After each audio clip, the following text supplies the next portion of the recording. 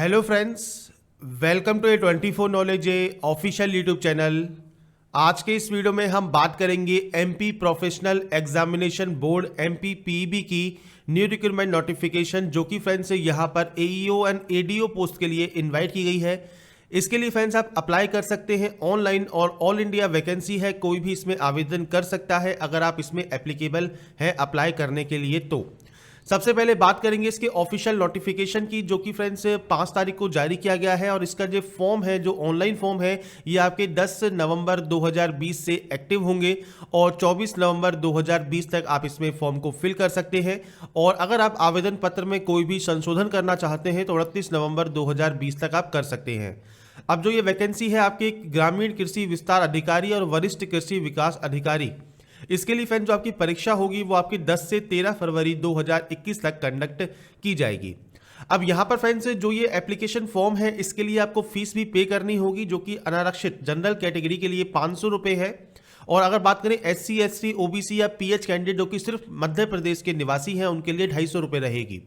और जो सीधी भर्ती है बैकलॉग की, उसमें फ्रेंड्स आपका कोई भी शुल्क नहीं है। और ये ऑनलाइन आवेदन आप अगर आप खुद करते हैं तो आपको सिर्फ ऑनलाइन पोर्टल शुल्क जो कि 20 रुपये है वो एक्स्ट्रा देना होगा, मतलब 520 और 270 रुपये।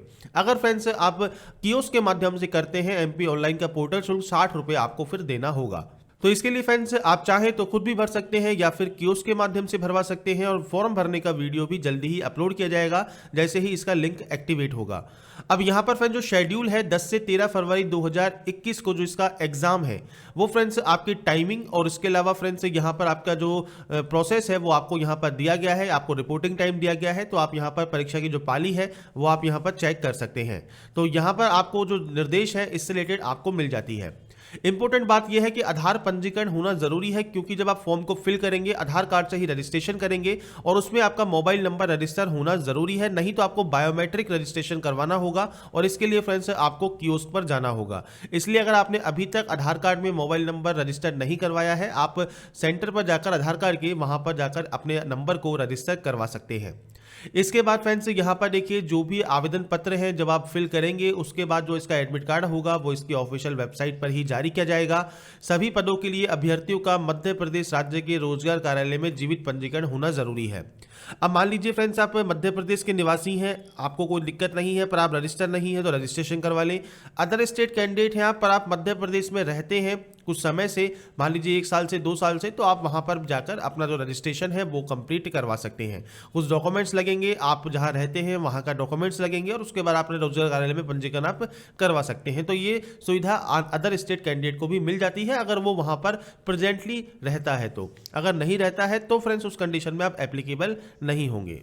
इसके बाद फ्रेंड्स आपको नीचे आना है। नीचे आपको दिया गया है, देखिए यहाँ पर जो भर्ती परीक्षा हेतु जो भी आपके प्रश्न क्रमांक है, क्या क्या आपको कौन कौन से ऑप्शन मिलेंगे, किस पेज पर मिलेंगे, वो सभी जानकारी दी गई है। इसके अलावा यहाँ पर जनरल निर्देश आपको दिए गए हैं जो कि आप यहाँ पर चेक कर सकते हैं।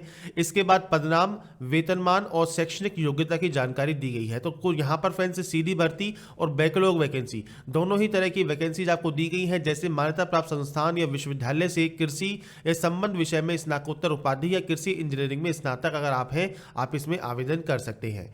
मान्यता प्राप्त संस्थान विश्वविद्यालय से कृषि या संबंध विषय में स्नातकोत्तर या फिर कृषि इंजीनियरिंग में स्नातक है तो भी आप इसमें आवेदन कर सकते हैं।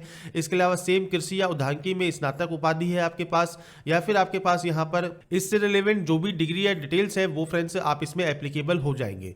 आपको सैलरी यहाँ पर दी गई है। इसके अलावा यहाँ पर देखिए नागरिकता एवं स्थायी निवासी के संबंध में आपको जानकारी दी गई है, भारत का नागरिक होना चाहिए। और यहाँ पर फ्रेंड्स अगर आप MP के निवासी हैं तो आपके पास वहां का मूल निवास प्रमाण पत्र भी होना चाहिए। आरक्षण आप यहां पर चेक कर सकते हैं। अगर आप अनुसूचित जनजाति, SC ST OBC EWS है तो आपको कितना आरक्षण यहां पर मिलता है। अदर स्टेट कैंडिडेट जनरल में ही काउंट होंगे, पर रोजगार कार्यालय में पंजीकरण आपका होना चाहिए अगर आप इस वैकेंसी के लिए अप्लाई करना चाहते हैं तो। इसके बाद फ्रेंड्स आपको यहां पर नीचे आना है और नीचे आपको कुछ डिटेल्स एक्स्ट्रा देखने को मिलेंगी जो कि है फ्रेंड्स आपके आवेदन शुल्क के रिलेटेड, जो कि मैंने आपको पहले ही यहां पर बता दिया है। तो यहां पर फ्रेंड्स जो भी आवेदन शुल्क के लिए जो छूट है जो रिजर्व कैंडिडेट को है वो उनको ही मिलेगी जो मध्य प्रदेश के मूल निवासी होंगे। अदर कैंडिडेट को यहाँ पर जो अन्य राज्य के SC ST OBC कैंडिडेट है उनको जनरल में ही काम जो है काउंट किया जाएगा। तो आप यहाँ पर जनरल से ही इस फॉर्म को फिल कर सकते हैं। अदर स्टेट कैंडिडेट पर यहाँ पर एक कंडीशन क्या है कि आपका रोजगार कार्यालय में पंजीकरण होना जरूरी है अगर आप इसमें आवेदन करवाना चाहते हैं तो। अब यहाँ पर देखिए आयु की गणना की बात कर लेते हैं तो 1 जनवरी 2020 को आपकी यहाँ पर एज काउंट की जाएगी। अब जो ये एज होगी 18 से 40 साल होगी, जो कि खुली प्रतियोगिता है, मतलब ओपन वैकेंसी जनरल के लिए है। इसके अलावा अगर आप रिजर्व कैंडिडेट है तो 18 से 45 साल की आपको यहाँ पर एज क्राइटेरिया है, जो कि आपको मिल जाता है। सभी पदों के लिए अभ्यर्थियों का एमपी राज्य के रोजगार कार्यालय में जीवित पंजीकरण होना जरूरी है अगर आप इसमें आवेदन करना चाहते हैं तो। इस चीज का आपको ध्यान रखना होगा। अगर आपने रजिस्ट्रेशन नहीं करवाया है, चाहे आप वहां के निवासी हैं या नहीं है, तो फ्रेंड्स अगर आप एप्लीकेबल है, अगर आप रोजगार कार्यालय में पंजीकरण करवा सकते हैं तो आप इसमें करवा लीजिए इस फॉर्म को फिल करने से पहले। इसके बाद यहां पर है आपका सिलेक्शन प्रोसीजर। तो सिलेक्शन प्रोसीजर फ्रेंड्स इन पोस्ट के लिए आपका जो होगा वो लिखित परीक्षा के माध्यम से होगा। अब जो लिखित परीक्षा है वो एमसीक्यू लेवल की होगी, मतलब ऑब्जेक्टिव टाइप क्वेश्चंस आपके होंगे। 200 प्रश्न आपके होंगे, प्रत्येक प्रश्न 1 अंक का होगा, मतलब 200 क्वेश्चन 200 मार्क्स का आपका पेपर होगा। 3 घंटे का आपको समय मिलेगा और यहाँ पर जो ये पेपर है वो आपको हिंदी एंड अंग्रेजी दोनों ही मीडियम में आपको अवेलेबल रहेगा।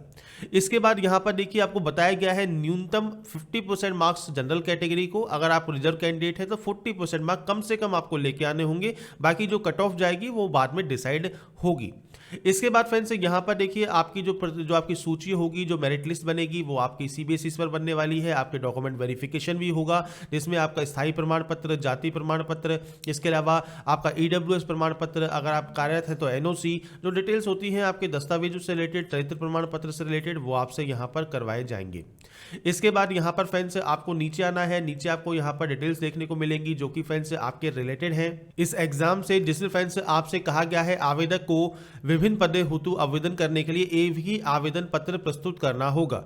मतलब आप एक ही आवेदन पत्र जो है प्रस्तुत करेंगे, पर आप वहां पर प्रेफरेंस दे सकते हैं, मतलब जो 2 पोस्ट है उनके लिए प्रेफरेंस दे सकते हैं, फर्स्ट एंड सेकंड के लिए।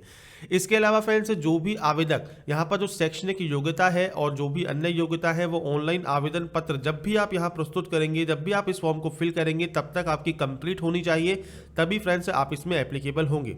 तो यहाँ पर आपसे देखिए यहाँ पर अंडरलाइन भी कहा गया है कि आवेदक के पास न्यूनतम शैक्षणिक योग्यता आवेदन पत्र भरने की तिथि को अनिवार्य रूप से पूर्ण होनी चाहिए। मैक्सिमम इसकी जो लास्ट डेट है वहां तक आपके पास कंप्लीट काउंट होगी।